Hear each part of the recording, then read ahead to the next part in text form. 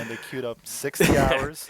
They reinstall on BattleNet because they're like, I guess Battle for Azeroth's done. So unless you're Sinto, in which case you are still treading the world of Azeroth. We got the deck list. Let's go ahead and talk a little bit about that because I don't think we've had Hunter Ace on stream, at least from my recollection yet.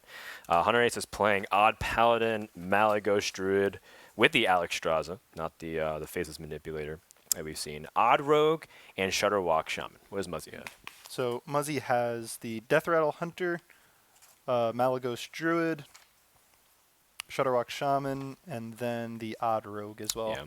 I was talking with a few players last night. I was talking with Purple and Gallon and Rage and a few others, and they felt like there's definitely a couple classes that you should always bring. One of them is Druid, and then another one was like Hunter, but interesting enough, Hunter Ace is not bringing Hunter, so we can talk about that in a little bit. Yeah, I'm pretty surprised by that, just because Death Rattle Hunter was the single most brought deck to this tournament, and he's deciding to just leave it out. Yeah. Not even having Hunter. And then another deck that people are talking about is Odd Rogue. They think that Odd Rogue is a must-bring to almost every tournament because of how good it is against everything else, and more importantly, how it punishes strategies that try to be weird a little bit. So this is pretty interesting to see that even though Muzzy and Hunter Ace have very similar ideas, it seems like they took a little bit of a different approach here, and you can see that Muzzy's respecting the Paladin too with that ban. Yeah, I mean, it's also the case where just Hunter Ace has never really brought just the standard stuff to the tournament. A lot of times he will bring something a little bit different, and you see him get pretty rewarded for that. I know that, and a lot of times when he did win those tournaments, he would bring Big Spell Mage at a time that nobody else was playing that deck, and he would play it absolutely flawlessly. Absolutely. Well, flawless Prince Keliseth on 2, but this is kind of what the Hunter deck is excelled at. It's specifically good at killing Druid right now, which is something we talked about at length yesterday. But more importantly was quite possibly the middling performance of Druid across the board. Not just Malagos Druid, but Token Druid and, Mechathune Druid. They were all struggling a little bit on stream. Might have been because of the play a couple times there. Yeah. So Muzzy is playing 2 Stitch Trackers, and this card did get a little bit better because now with the way Keliseth got changed, or the way Stitch Tracker gets changed, you actually get a copy of the buffed minion, which didn't used to be the case. Yeah, there was a patch several months ago that introduced more consistency to copies of cards will keep any buff or changes. And specifically that got, our old Uncle Savitz before he kind of tailored it off to wherever he is now.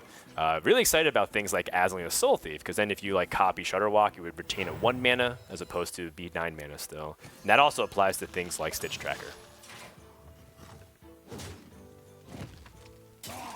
This is, I think, one of the important ways for Hunter Ace to win this game, which is Twig of the World Tree. I feel like it is probably one of the only ways that Druid can reliably beat the Hunter, because you can just overwhelm them or finally answer a giant board that you usually can't answer because of all the Devasaur eggs and the giant minions that come out of cubes. For sure. If you give Hunter too much time in this matchup, they're just going to make a board with Cube that you just cannot deal with unless it's with Malagos and Swipe. So just having that Twig on curve means that at some point, Malagos Druid just can sometimes kill you out of nowhere. Yeah, and I think Hunter Ace was one of the first people to kind of push Malagos Druid to its ultimate limits by experimenting with its tech. Hunter Ace was one of the first people I saw playing Azlian Soul Thief and trying to do the crazy Malagos Togwaggle combos.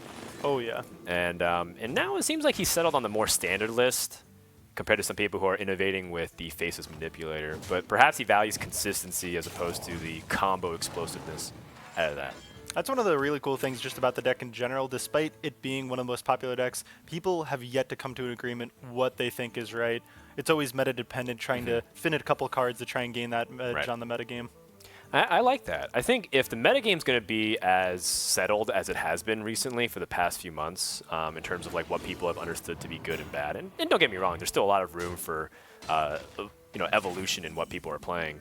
But I think one thing that's cool is that at the very least, make it so that's hard to predict exactly what's the best list. If everyone's playing the same 30 out of 30 cards,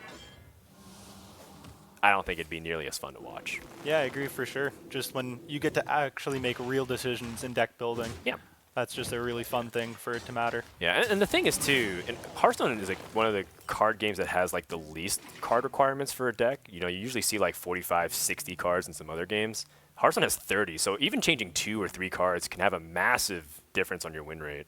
So don't underestimate just like, 2 card difference from the stock lists. Anyways, more about this game. Muzzy's going to he's going to start to put on a ton of pressure, but Hunter Ace is getting close to finishing that Twig combo. Yeah, Hunter Ace actually went for a pretty interesting play. Most people would have went for the Nourish, Wild Growth, double Arcane Tyrant there, but he decided that he does not want to leave a Witchwood Grizzly up and decided to use that Spellstone to clean it up because he's afraid of that getting cubed. Yeah, exactly what ended up happening, which is the cube play, but there was no play dead, so there's no ability for Muzzy to go too wide, even if there was that cube.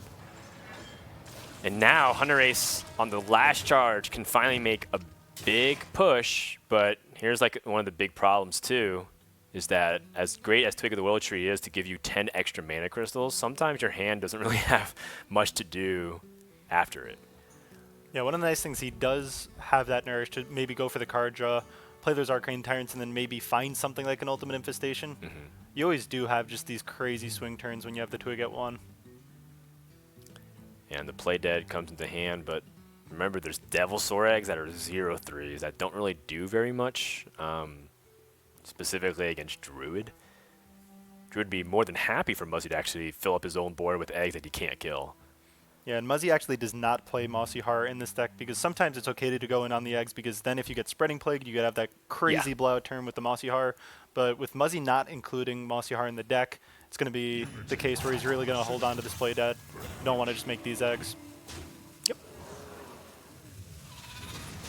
Can, however, use play dead just for a single 5/5, which would increase the power on his board.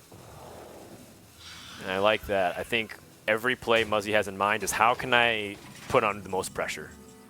Yeah, especially when you just see that Twig up, you do not want to give them too much time. Yeah.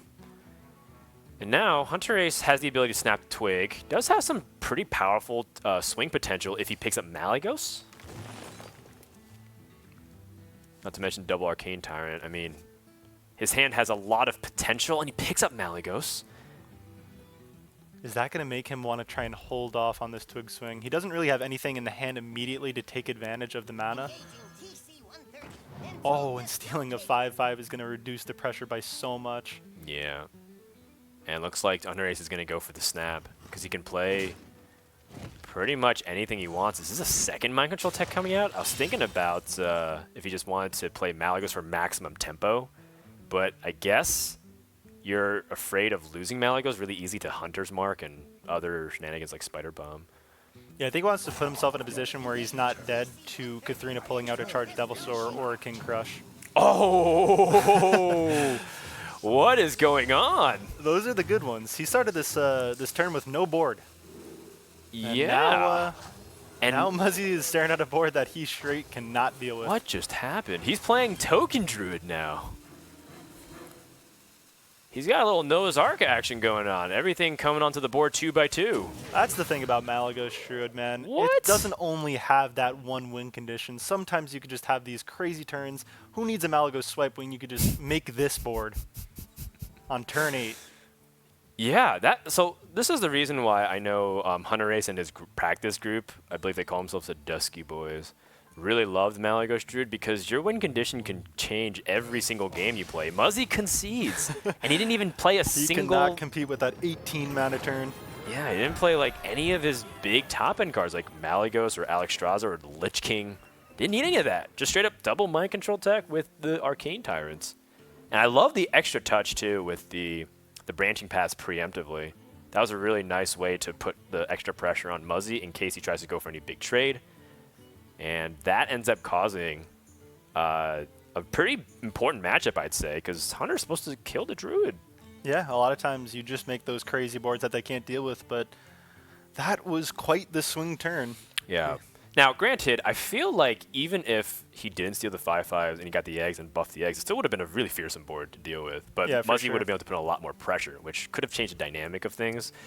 But no matter what happened, I don't think Muzzy would have been able to have enough damage to finish the game, even if he didn't steal the 5/5s. Because yeah, I think Muzzy would have been in the situation where he'd had to start making trades, and then maybe he could stay in the game if Hunter Ace, say, doesn't draw a UI. But once that UI comes down, he would have lost that game anyway. So Yeah. although he was very fortunate with those mind control techs, he was already in a great position. Yep. And then, so, you know, a lot of people might look at, wow, Hunter Ace, yeah, he's the best player because he's like the most lucky of them all. It's like, well, I mean, he also always had a combination. I mean, yeah, first of all, if you have to have the success, you have to be really, really good and also fortunate at times. But he also had Dream Petaflorist and Malagos